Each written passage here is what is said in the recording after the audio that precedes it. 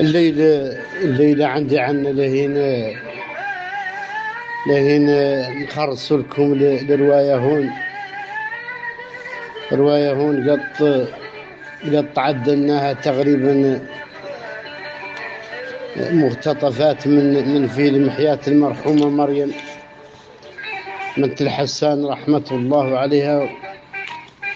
ويغفر لها إن شاء الله ويجعلها في المقام الأعلى من الجنة من الفردوس.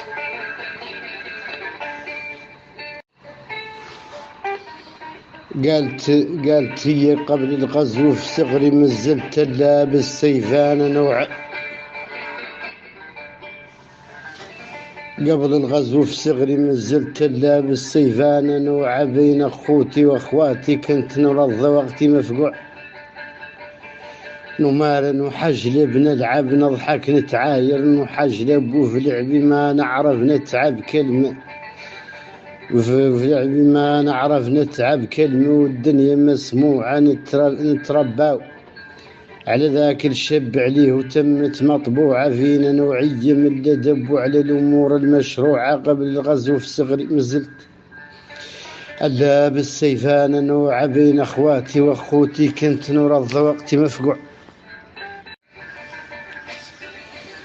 جل عدو يقتل ويفرق ويشتت بالكذب ويسرق يطفق ويكتل ويدقدق ويخرب الجبر قدامه، في الوقت ما يقدر يلصق حد وكل حد بتخمام، وغير انا قيدي مطرطق نضالي عالي مقام، لفوق نغني ونصفق للشعب ونرفع نظام ونقول عليه اللي يبلق،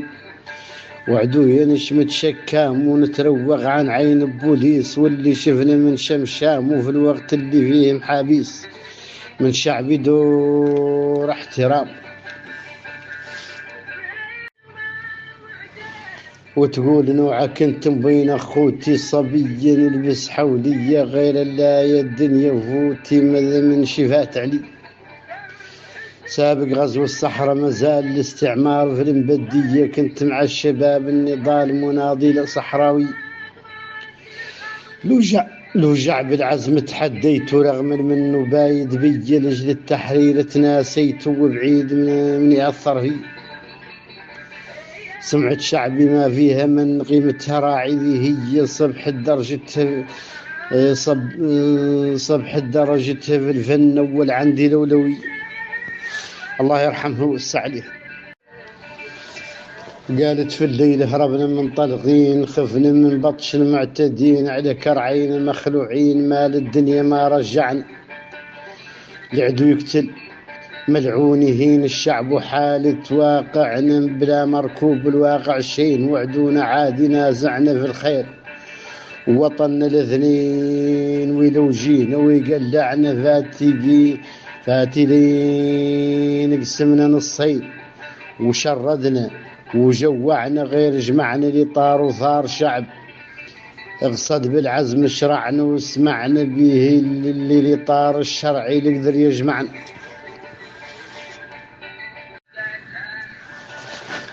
تقول رغم البرد ورغم الحمان والتشريد وقلة الإمان وفقدان من أولاد الحسان، المشى دمعة عينية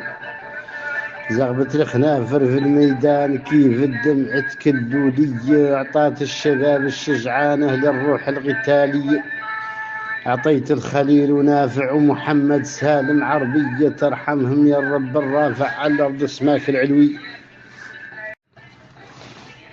تحملت من 4 عقود اللجوء والحر والبرود، بولادي عدت الناس الشهود عني تميت على عهدي وعلى وعدي من شمعهود،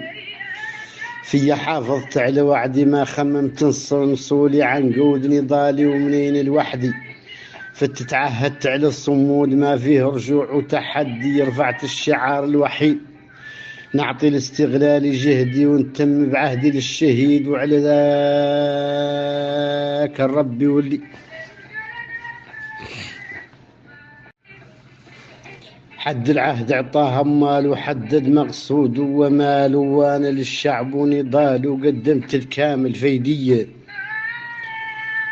وفخر بجيال وابطال وبنضالات كلية ونواجه حكم احتلال وبالفيدية. هذه هي حالة شعب حلف بكماله دون العزة والحرية والكرامة، ما يتخلى عن قد شبر من قضية طه دم وما يتلى عنها في طار الشرعي. نختم زاد قصة مريم بهذه الطليعة اللي تقول